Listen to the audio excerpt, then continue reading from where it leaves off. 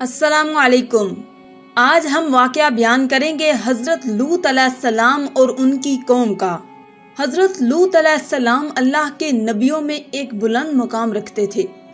وہ حضرت ابراہیم علیہ السلام کے برادر زادہ تھے، یعنی انبیاء کے خاندانوں سے آپ کا تعلق بہت پرانا تھا۔ آپ حضرت ابراہیم علیہ السلام کے حکم پر مصر چھوڑ کر اردن کے علاقے میں مخدوم میں قیام پذیر ہوئے اور دین حق کی تبلیغ میں مصروف ہو گئے۔ حضرت لوط علیہ السلام نے مخدوم میں آ کر دیکھا کہ یہاں کے باشندے فاحش اور اخلاقی برائیوں میں اس قدر ملوث ہیں کہ خدا کی پناہ، ان میں بہت سی برائیاں تھیں، مگر ایک برائی تمام اقوام سے علیحدہ اور بڑھ کر تھی، اور وہ یہ کہ وہ مرد اپنی خواہشات نفسانی عورتوں کی بجائے مردوں سے پوری کر لیتے تھے۔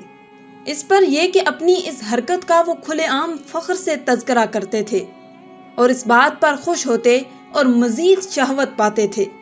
حضرت لوط علیہ السلام نے ان کو بہت منع کیا اور بتایا کہ یہ برائی ہے، اور یہ بھی بتایا کہ ان سے پچھلی اقوام کیسے عذاب الہی سے دوچار ہوئیں۔ وہ اللہ کے حکم سے سرکشی برتنے پر ہی سزاوار ہوئیں، مگر اس قوم پر اس بات کا کوئی اثر تک نہ ہوا، بلکہ انہوں نے صاف کہہ دیا کہ لوط علیہ السلام کو وہ شہر ہی چھوڑ دینا چاہیے، کیونکہ وہ اور ان کا خاندان نیک اور پاک ہے۔ مزید یہ بھی کہا کہ اگر آپ سچے ہیں تو خدا کا عذاب لا کر دکھائیں۔ اسی وقت میں حضرت ابراہیم علیہ السلام کو اللہ کے بھیجے ہوئے 3 آدمی ملے۔ آپ نے ان کی خوب خاطر تواضع کی۔ جب ان کو گھر لے گئے تو انہوں نے بتایا کہ ہم اللہ کے بھیجے ہوئے فرشتے ہیں اور قوم لوط کو تباہ کرنے کے واسطے مخدوم جا رہے ہیں۔ جب وہ مخدوم پہنچے تو حضرت لوط علیہ السلام کے پاس گئے۔ چونکہ وہ بہت حسین و جمیل لڑکوں کی صورت میں تھے، اس لیے حضرت لوط علیہ السلام ان کو دیکھ کر گھبرا گئے کہ قوم ان کے ساتھ نہ جانے کیا سلوک کرے۔ انہوں نے حضرت لوط علیہ السلام کو تسلی دی کہ آپ فکر نہ کریں، ہم اللہ کے فرشتے ہیں اور قوم ہمارا کچھ نہیں بگاڑ سکتی۔ اسی اثناء میں قوم کو خبر ہو گئی کہ حسین و جمیل لڑکے آئے ہیں۔ ان کے منہ میں پانی آیا اور وہ ان کے گھر پہنچے اور کہا کہ یہ لڑکے ہر صورت ہمارے حوالے کرو۔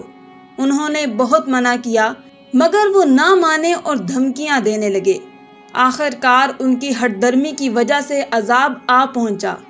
رات ہوئی تو حضرت لوط علیہ السلام اپنے خاندان سمیت گھر بار چھوڑ کر نکل گئے، اور تھوڑی دیر کے بعد ایک خوفناک اونچی چیخ نے پوری بستی کو تباہ کر دیا۔ پتھروں کی ایک خوفناک بارش نے ان کا نام و نشان ختم کر دیا۔ اگلے دن اس جگہ اس آبادی کا نشان تک نہ تھا۔